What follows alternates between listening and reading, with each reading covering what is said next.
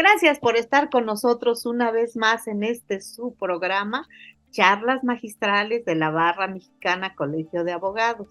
Hoy tenemos con nosotros a un invitado muy especial, un hombre que profesionalmente puedo decir es muy exitoso. ¿Por qué razón? Porque es un hombre que tiene dos carreras muy relacionadas, es abogado y además es contador público, tiene maestrías, bueno, una serie de estudios, una serie de conocimientos, pero además, como realiza la práctica profesional desde una importante firma en materia fiscal, que por supuesto él dirige, también ha desarrollado una parte académica importantísima en la materia fiscal y ha escrito pues casi podría decir como 20 libros en la materia fiscal, y esto nos da una idea de su conocimiento teórico práctico en esta materia. Y además, bueno, es una gente tan afable, tan agradable, tan simpático, que finalmente platicar con él de un tema jurídico es realmente un placer. Y hoy platicaremos acerca precisamente de la materialidad de las operaciones del contribuyente. Muchísimas gracias por estar con nosotros el día de hoy.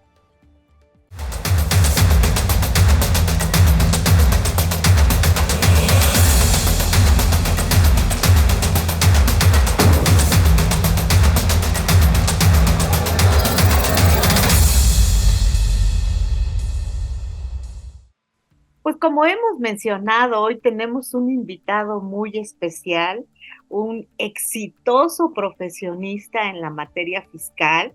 Bueno, hemos mencionado ya todos sus éxitos profesionales, pero sobre todo decirles que es un placer siempre platicar con Carlos Orozco Felguérez, tanto de manera formal como informal. Es una gente amena, simpática. Bueno, ya verán ahorita en la plática cómo sus grandes conocimientos del derecho fiscal los externa siempre de una manera muy agradable. Carlos, gracias por haber aceptado estar con nosotros en este programa. Es un placer. Señorona, ¿qué le digo a usted, hombre? Pues la pena, la verdad me apremia. Es un gusto platicar contigo y además, bueno, yo soy el que aprende mucho más siempre más de ti. Así que si quieres, pues platicamos de este tema tan complejo. O sea, Exacto, es exacto. muy complejo porque, Yo debo mira, decirte que para mí fue novedoso el tema, ¿eh? Muy mira, novedoso, claro, tú te empezó a dedicas a la salir. práctica. Ya tenemos muchos años, empezó a salir en el tema de que la autoridad, por ejemplo, nos lo encontramos. Yo la primera vez que escuché que la autoridad decía, oye, es que la erogación no tiene elementos de materialidad. Sí, Oye, no te devuelvo los saldos a favor porque el gasto carece de materialidad. Y yo, ay, bueno, pero pues ¿dónde la encontramos? Y empecé a buscarla y empecé a checar y todo. Pero creo que dentro de la definición de contabilidad del contribuyente en nuestro artículo 28 del código, que se complementa con el artículo 33 del reglamento, pues es demasiado amplio. Entonces, no tenemos una definición fiscal. Ahora sí tenemos al carecer de una definición fiscal, pues ya como que ya conocimos lo que es materialidad. Pues materialidad ya aprendimos que es la realidad de la operación o del acto jurídico que realiza el contribuyente, que a presunción de la autoridad que dice, creo que esto no sucedió. pues sí, la verdad es que es un concepto de orden, creo yo, eminentemente práctico,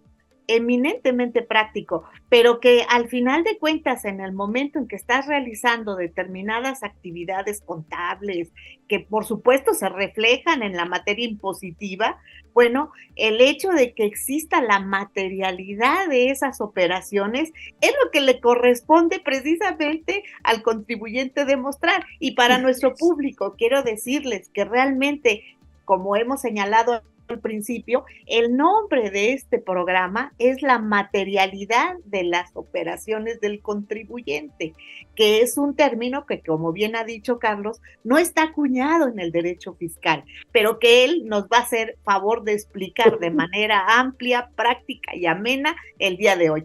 Ahora, dinos, Carlos, ¿cómo surge el Yo lo aprendí en devoluciones exacto, en devoluciones de IVA, cuando uno pide devoluciones, pues la autoridad simplemente como que revisa que la operación cumpla con elementos de existencia. O sea, primero elementos de existencia. O sea, no inventes. Exacto, o sea, acreditarlo. Y entonces ahí fue cuando empezamos a escuchar este tema de que la autoridad quería que acreditáramos elementos de existencia primero, pero el que había obtenido el beneficio fiscal, pues le pedía elementos de materialidad. Y dije, ay caray, y entonces empezamos a buscar y empezamos a esto, y ya fue cuando en 2014 sale esta presunción antisimulación de las operaciones, este famosísimo artículo 69B del Código Fiscal de la Federación, en donde la autoridad pues simplemente al que facturaba las operaciones le pedía que le acreditara pues que estaba localizado, que tenía los activos, que tenía el personal, la infraestructura, la capacidad material. Y cuando la autoridad dudaba de que contaba el contribuyente con estos elementos de existencia para evitar pues la ilicitud o la inexistencia o la simulación, ¿sí? O la defraudación o la evasión. Y estoy hablando, pues sí, pues el tema del combate, ya no a las facturas apócrifas, sino a los actos inexistentes, porque ya la factura ya es más genuina que todo. Le han puesto tantos candados que hoy ya no puede. Ya, sellada por Dios Padre, ya está sellada por el Vaticano y todo.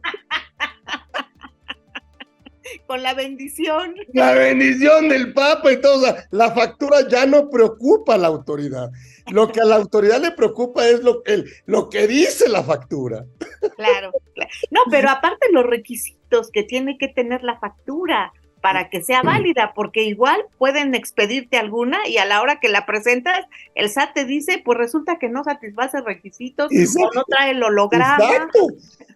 Y esto no basta, porque luego, si la factura saca 10 en todo, bueno, entonces ahora hay que demostrar, ¿sí? Con elementos de materialidad, que el acto existe, que no es un acto simulado, que no es entonces, un acto ficticio. Podríamos decir, Carlos, es verdad que la factura hoy en día requiere determinados requisitos para efectos de deducibilidad, pero no basta con la factura, sino que además tienes que demostrar que esa factura se expidió con base en determinados actos jurídicos que motivaron su expedición, pero no puedes en un momento dado, por más bella que sea tu factura y cumplidora de requisitos, no basta. Eso es para comprobarlo, o sea, no confundir la deducción con la comprobación. O sea, okay. Eso es importante. Es importante, comprobamos que el gasto se hizo, pero necesitamos cumplir con 3 elementos esenciales. Eso es importante. Dinos, eso, por favor. Soporte, evidencia y sustancia. O sea, soporte, evidencia y sustancia. ¿Nos puedes explicar cada uno de ellos, Carlos? ¿Mande? ¿Nos puedes explicar cada uno de ellos? Soporte. Entonces, no tenemos una guía en la ley. O sea, la autoridad es como, tiene como que el tema de la insatisfacción. O sea siento como que no estoy satisfecho, ¿no? Y entonces te dice, yo siento que el acto no existe, o siento que el acto que se pactó entre las partes no se cumplió de esa manera. Entonces, obviamente el propósito de la norma es evitar, pues, erosionar la base gravable y transmitir, pues, obviamente, utilidades sin una razonabilidad, sin una sustancia económica, sin un soporte. Ya lo sabemos. El problema es que cómo lo demuestra el contribuyente que se porta bien, porque el que se porta mal, pues la materialidad le ayuda a la autoridad a cobrarle rápido, es la verdad. O sea, no puedes decir algo que no existió, o sea, la mentira se va a conocer, no se puede esconder. Eso es totalmente cierto. Entonces, ese soporte, ¿cómo lo demuestras? Ese soporte, obviamente... ¿Cómo lo materializas? Sí, mira, no tenemos una guía, pero hemos desarrollado 7 principios de materialidad que no están en la ley, pero que hemos aprendido, y quiero decirlo, junto con la autoridad. O sea, a ver, ¿qué quieres? Porque está muy amplio, no sé qué entregarte. ¿Sí? Entonces, 7 principios, vas a decir, oye, ¿por qué 7? No, pues porque 8 son muchos, 6 son pocos. Bueno, porque hemos integrado o hemos realizado, elaborado un entregable. Porque vamos a recordar que cuando mi proveedor lamentablemente tiene una revisión por parte de la autoridad y no acredita elementos de existencia, él tiene 110 días para acreditar elementos de existencia a la presunción por parte de la autoridad de que el acto es simulado. Entonces la autoridad dice, oye, es que a mí no me cuadra, o sea, como que algo, como, ahora sí que pensando como mujer en el sexto sentido. Oye, ¿no? Yo digo que la autoridad es mujer. Pues es la autoridad. Sí, es la autoridad fiscal, si no sería la autoridad. Y por eso dice, duda y acertarás. Exacto. Entonces, como que no me checa que tengas estos ingresos, que tengas estos FDIs, que tengas estas facturas y no tengas activos, pero ¿cómo le vas a hacer? ¿No? Y entonces lo que hace la autoridad es que hace una presunción, sí es una presunción relativa, porque le manda la carga de la prueba al contribuyente, y el que emite la factura tiene que acreditar elementos de existencia. Si no acredita elementos de existencia en 110 días, pasa a ser un EFO, empresa que factura operaciones simuladas, y pasa a una lista definitiva. Una lista negra. A partir de esa lista definitiva que pasa en el Diario Oficial de la Federación, que se actualiza cada 3 meses, entonces a partir de ahí, para el que hizo la deducción, que se llama EDO, empresa que deduce operación simulada, mala se fama. convierte en un EDO presunto, todavía presunto. Sí, y tiene 30 días, a partir de la publicación, para acreditar la materialidad. Entonces, oye, ¿y cómo la acreditamos? Esa es la otra. Ese es el problema. Y entonces hemos aprendido que ya le pedimos a la autoridad, oye, dame una guía, dame, no sé, algo que me dé. No.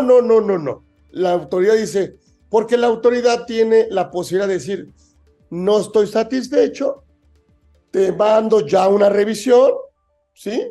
Y simplemente, pues lo que va a querer es retirar esas facturas, ¿sí? Y pedir al contribuyente que le pague el impuesto.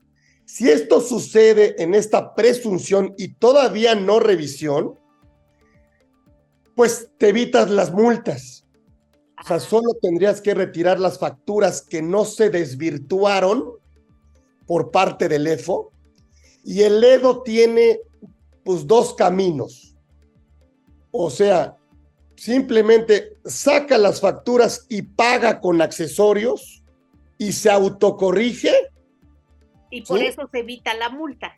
Y por eso se evita la multa, porque todavía estamos en un tema espontáneo. Exacto, ¿sí? Se entiende que hay buena fe. Se entiende que hay buena fe, que dice, oye, es que yo, o dice, te acredito la materialidad, porque yo lo que hice con el vendedor sí existió. Y es que el otro se convirtió en EFO, sí, pero por lo que no hizo conmigo. Claro, no por lo que yo hice. Yo lo hice. Y ahí es donde estamos todavía desde 2014. Fíjate, la primera como antecedente jurisdiccional, que tú eres experta, el 2 de marzo de 2018, en juicio exclusivo de fondo, llegó el primer caso de materialidad.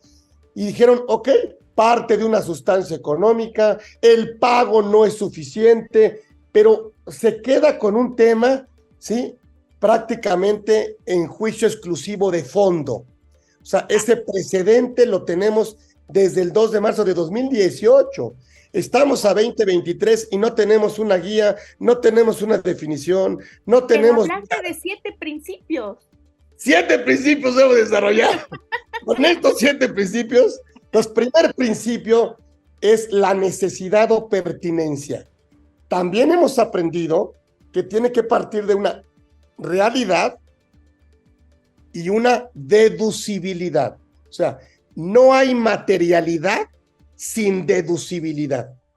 O sea, si yo decido no tomar la deducción, no tengo que materializar la erogación. O sea, entonces, obviamente, pues nadie va a materializar lo que no hizo deducible. ¿O Claro. sí? Pero bueno, pero ok, hemos aprendido porque todos los gastos no deducibles que el contribuyente pudiera llegar a tener, no debe materializarlos, porque no hay un tema de beneficio fiscal, ¿sí? Y luego, pues obviamente también hemos aprendido que la materialidad en tangibles es mucho más sencilla, porque puedes tocar el bien. Oye, mercancía, pues aquí está. Oye, Claro. ¿quién compró una maquinaria? Pues ahí está. Que compró un activo fijo, pues ahí tócalo. O sea, la materialidad está como que se complica mucho en el tema de intangibles. En el tema de ¿Cómo servicios. demuestras en intangibles? Eso, y entonces ahí donde estamos parados, y entonces el primer principio es la necesidad o pertinencia. Tenemos que demostrarle en esos 30 días con flujos operativos, de tal manera que tenemos que llegar a la trazabilidad de toda la operación. Y nosotros nos hemos apoyado en estos 7 principios para poder tratar de convencer a la autoridad de que la operación existe y que no hay una simulación para efectos fiscales. Pero, por ejemplo, un intangible que es un derecho que adquiere. Sí, todos los servicios, regalías, servicios de toda índole, de naturaleza civil, mercantil, los especializados. Eso es cuando es muy complicado, porque como son intangibles, no los puedes tocar, tienes que demostrar que los recibiste. Y entonces ahí, ay, ¿y quién te los dio? ¿Cómo te los dio? ¿Cuándo te los dio? ¿En dónde te los dio? Ay. ¿Y basta, entonces, por ejemplo, un contrato de prestación de servicio? Sí, o sea, el contrato es el punto de partida de la operación del acto jurídico. Perfecto. Y tenemos que demostrar con este principio que eso existe. Y hoy tenemos un elemento que yo digo que no es un elemento de materialidad, pero es un elemento que la autoridad siempre exige cuando hay duda, que es la fecha cierta. O sea, tenemos que demostrar la fecha cierta de la documentación. Entonces partimos de 7, ya para decirte, pues prácticamente ya lo resumimos, pero está bien complicado. Y entonces es primero decirlo, pero hacerlo. Sí, está bien, o sea, es que no lo logramos. O sea, yo te digo que el 99% de los casos que han llegado en servicios, yo le digo al contribuyente, consigue dinero, saca las facturas y paga. ¿En serio? ¿En serio? O sea, es la norma que la autoridad utiliza para cobrar.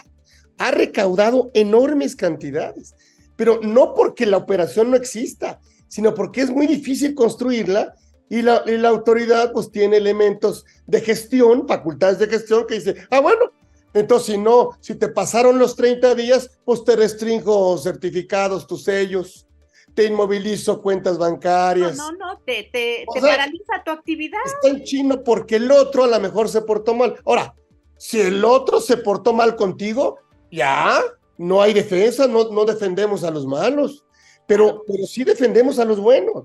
Y entonces, con los buenos construimos estos 7 principios que no vienen en ninguna parte, pero que hemos aprendido. Y entonces, uno, la necesidad o pertinencia, todo el análisis de cuál fue la necesidad o pertinencia de adquirir el bien o contratar el servicio, ¿sí? Y entonces tenemos que justificar. Eso se llama, tenemos en el Código Fiscal una norma general antielusión, que es el 5A del código, para demostrar prácticamente que la operación tiene razón de negocios. Pero aquí hay una presunción de inexistencia, o sea, hay una presunción de simulación. Entonces, es una norma general antievasión, antidefraudación. Aquí sí puede haber un delito para efectos fiscales. Y entonces, ese es otro de los problemas. ese es otro rollo, porque la autoridad tendría que demostrar la simulación, pero se puede querellar. Y entonces se abren dos caminos como las vías del tren. Uno por la parte administrativa, que es la parte fiscal, y otro por la parte penal. Y entonces este es más complicado. Si el acto fue real, bueno, puedes perder la deducción, ¿sí? Por falta de materialidad, pero la autoridad al final puede decir, ok, pero el beneficio económico tuvo que haber sido mayor al beneficio fiscal. Y entonces ahí también tiene la presunción de antielusión. Entonces puede meterse a recaracterizar el acto después de que haber obtenido, haber confirmado que la operación existió. O sea, también tiene esa posibilidad la autoridad. Entonces, eso hay que estar preparados. El segundo principio, para que el ofrecimiento, hay que demostrar todos los documentos relativos a la oferta del bien y servicio. ¿Qué te ofreció? ¿Qué precio te dio? ¿Sí? Todo, o sea, todo el tema de la oferta, el ofrecimiento. O sea, llevamos la necesidad, el ofrecimiento, toda la trazabilidad. Eso hay que hacerlo. El problema es que está bien, está fácil y está difícil. Si la operación no existió, es imposible hacer esto. Claro, sí, me queda clarísimo. O sea, nadie lo va a poner en papel. Es imposible. O sea, el no hacerlo es decir a la autoridad, pues la operación no existió. O sea, lo peor es que lo tienes que involucrar con el proveedor. Entonces, tienes que hacer un control, un compliance, ¿sí? Como dice nuestro amigo Juan Manuel Jiménez Illescas, pues tienes que manejar un compliance fiscal que te permita ir, ¿qué? Documentando, soportando cada una de las operaciones que pudieran estar sujetas a que la autoridad las cuestione. ¿Sí? Que es el tema de intangibles, yo creo, es mucho más difícil, ¿sí? Intangible nos ha costado, si no existió está bien fácil, si no hay el activo, pues no lo puedes aparecer de un día para otro, la mercancía, pero el pecado no se da por ahí, se da en los servicios. O sea, pero de todas maneras hay bitácoras, hay ándale, llámale como quieras. Todos los reportes que la empresa tiene, pero tenemos que cumplir con el segundo, que es la oferta. Tercero, la negociación.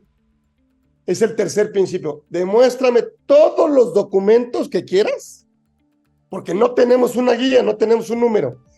Todos los documentos que acrediten que negociaste con el proveedor. Este precio, esta cosa, este plazo, este crédito, lo que, todo, y tenemos que plasmarlo, digitalizado. Y ahí es donde pues se va complicando, pero todo tiene que estar muy claro para que la autoridad le entienda el origen y el final de la operación. Y ese es un principio que nosotros le pedimos al contribuyente. Le decimos, a ver, dame todos los elementos que me acrediten que negociaste con él. ¿Qué negociaste? Y ahí pues van sacando, mira, pues esto, lo otro, negociamos a correos electrónicos, cartas, cotizaciones, pero todo lo vamos integrando, y luego vamos trazándolo. Es la trazabilidad de toda la operación. Cuarto, pues, principio, la formalización. Ahí viene el contrato. Hemos aprendido que el contrato no coincide luego con el concepto de la factura, y no coincide con la documentación que sale de control interno de la empresa. Entonces, para efectos de materialidad, cuando le entregamos a la autoridad el contrato, la factura y todo el tema de control interno, no le entiende. Entonces, lo que hacemos nosotros es que hacemos un contrato macro y luego hacemos contratos que van saliendo de la documentación que dices tú, que es la bitácora, el reporte de avance, el informe, o sea, todo ese tema lo vamos a ir haciendo para después hacer un contrato que vaya diciendo lo que se pactó y lo que se va logrando. ¿Sí? No, bueno. Sí, o sea, ese tema. Siguiente principio. Llevamos 4, 5. El seguimiento de los compromisos. La autoridad me dice, a ver, ¿quién dio seguimiento a los compromisos que se pactaron? Pues ahí, pues la bitácora de servicio prestado, la entrega del almacén, la recepción, quién checó, quién firmó, o sea, existió la operación misma, el control interno de la contraprestación que se pactó, o sea, el cumplimiento de los acuerdos, o sea, el perfeccionamiento de la transacción. O sea, eso es lo que quiere ver la autoridad. Ese es el 5. Y me faltan 2. La supervisión. Quiere ver la hoja de supervisión de todos los trabajos que se pactaron. ¿Quién supervisó que se estaban realizando? Todos los trabajos que venían en el contrato, en el convenio, en la cotización, en la orden de compra. O sea, todo esto, así como lo ves, pues tenemos que darle, obviamente, todo un orden para que la autoridad le entienda de que nosotros no hicimos una operación simulada. Que nosotros simplemente lo hicimos real y que solamente le estamos demostrando, ¿sí?, que no estamos en un tema de un ego. O sea, que simplemente, es que te metiste con el EFO. Sí, pero yo no hice operaciones simuladas con el EFO. Y eso es lo que hay que demostrar, porque si no, se llevan parejo. Luego es tan costoso no tener esto que el contribuyente acaba diciendo, mejor vamos a pagar. ¿En serio? Porque ya el proveedor ya ni existe, o sea, ya ni está. Y entonces, ¿y cómo le vas a hacer? O sea, ¿vas a inventarlo? ¿Qué onda? Esto tiene que ser a priori. Claro. Porque si a posteriori no te va a salir. No, pues no. ¿Sí? Y luego la última. Ya me falta uno. Ese lo vamos a dar en otro programa. Para tener así a la gente, ¿no? Sí, ¿no? Ese lo vamos a dar en otro programa. No, la realización, los resultados.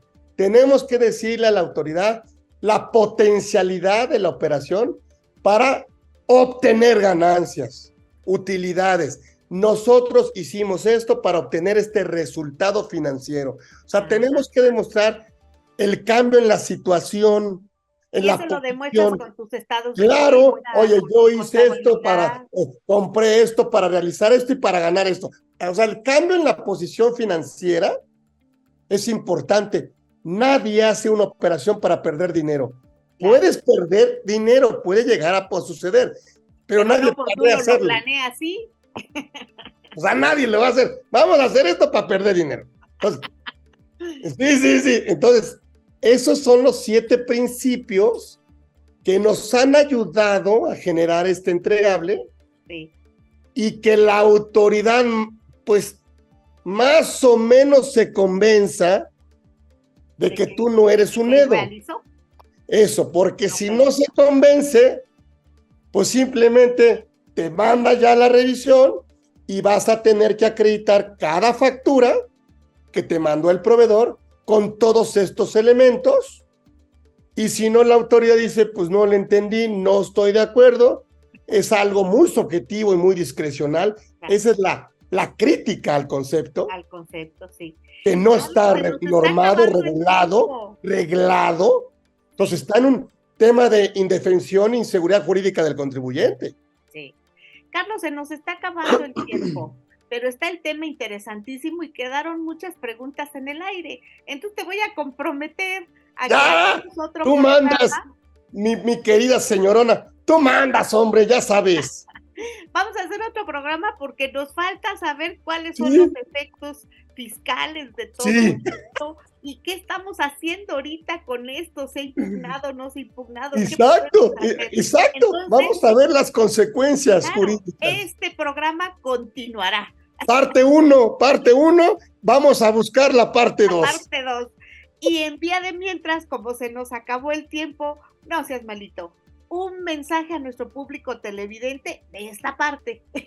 Pues cuidar que el contribuyente tenga todos los elementos de soporte, evidencia, para que si la autoridad llega a dudar que la operación existe, tú tengas la forma de comprobar la existencia de la operación, ¿sí? A través o desvirtuando con elementos de materialidad a partir de estos principios, con toda la documentación, que obviamente la operación existe y por lo tanto no hay una simulación fiscal, y para conservar obviamente la deducibilidad de la erogación del contribuyente y obviamente pues no meterte en un tema de pues ahora sí que un pago que no tenías considerado, porque pues sale caro. Que no tiene por qué ser, porque sí realizaste la operación más. Es correcto, entonces pues hay que cuidar, o sea, hay que revisar a partir de ya de muchos años que la deducción no basta, que la factura no basta, sino que tenemos que tener evidencia, soporte y sustancia de las operaciones que me permitan acreditar con elementos materiales la existencia de cada operación del contribuyente. No, magnífico. Me encantó porque es algo que no vas a encontrar en ningún libro. No. Es algo que, bueno, en los que tú escribes sí. Sí, bueno, tampoco ahí. Pero finalmente es un elemento práctico, elaborado por un manual que ustedes hicieron junto con la autoridad y que, bueno, ha dado el resultado precisamente para no obtener, pues, un problema de cobro de impuestos fiscales o de evasión y que además se vaya a convertir en un problema penal. Entonces, Carlos, mil gracias. Listo, parte 1 completa y buscamos la parte 2. La parte 2 la dejamos para el siguiente programa porque es muy interesante saber todo lo que puede pasar. Muy bien. Gracias, señorona linda. Gracias. Sí, gracias a ti. Te lo agradezco en el alma. Ha sido un programa de lo más ameno y de lo más interesante y de lo más útil. Gracias. Gracias a ti. Pues como han visto, ha sido un tema por demás importante, práctico, poco explorado, porque en realidad no tenemos prácticamente doctrina respecto de la materialidad de las operaciones de los contribuyentes. Esto, como bien nos lo ha explicado Carlos, pues se ha dado gracias a la comunicación que ellos como contadores en los colegios a los que pertenecen y en las instituciones que ellos mismos tienen de carácter académico, en su firma, pues se han acercado a las autoridades y han hecho lo que ellos llaman el manual para poder acreditar la materialidad de las operaciones a través de una serie de reglas, a través de una serie de principios, pero que al final de cuentas permiten ir logrando la seguridad para el contribuyente de que llevando a cabo todos estos pasos pueden lograr la deducción sin que tengan un problema fiscal problemático que además les vaya a dar como resultado pues un problema penal, que eso es lo más grave hoy en materia fiscal. Cuando hay un problema de pago de impuestos, pues puede convertirse en un delito. Entonces, esta facilidad que han tenido los contadores y sobre todo la firma de Carlos para realizar este tipo de manuales, pues ayuda prácticamente a que no se incurra en este tipo de problemas. Por eso le agradecemos muchísimo que nos haya explicado de esta manera tan práctica y tan amena cuáles son estos principios, cuáles son estas reglas para poder acreditar la materialidad. Ha sido realmente un placer, pero recuerden, es la parte 1 de este programa y en breve pasaremos la parte 2 donde nos va a platicar acerca de las repercusiones y de qué es lo que hoy implica la demostración de esta materialidad. Muchísimas gracias por haber estado con nosotros.